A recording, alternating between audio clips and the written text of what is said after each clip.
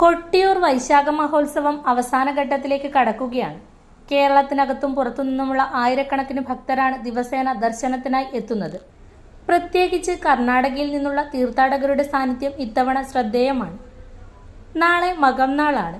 വൈശാഖ മഹോത്സവത്തിൽ അക്കരെ കൊട്ടിയൂർ സന്നിധാനത്ത് സ്ത്രീകൾക്ക് പ്രവേശനം അനുവദിച്ചിരിക്കുന്നത് മകം നാളിലെ ഉഷശീവേലി വരെയാണ്. അതിനാൽ ദർശനത്തിനെത്തുന്ന സ്ത്രീകൾ രാവിലെ തന്നെ ദർശനം പൂർത്തിയാക്കണമെന്ന് അധികൃതർ അറിയിച്ചു.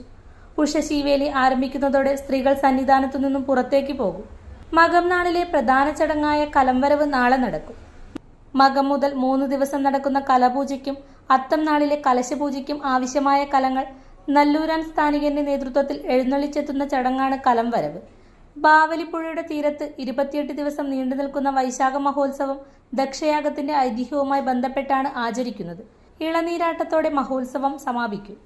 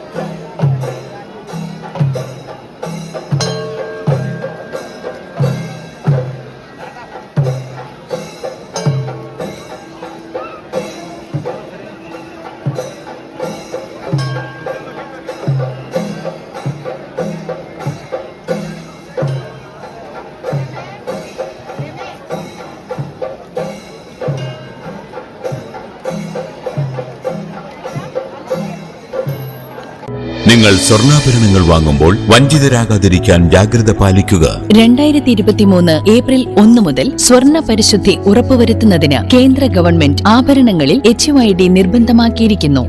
100% ആഭരണങ്ങളും HUID മുദ്ര ചെയ്ത മലയോര മേഖലയിലെ ഒരേയൊരു ജ്വല്ലറി പടിഞ്ഞാത്ത് ഗോൾഡൻ ഡയമണ്ട്സ്, ചെറുപുഴ, ആലക്കോട്, പാടിയൊട്ടിച്ചാൽ, ഹോൾസെയിൽ ഡിവിഷൻ, തൃശൂർ.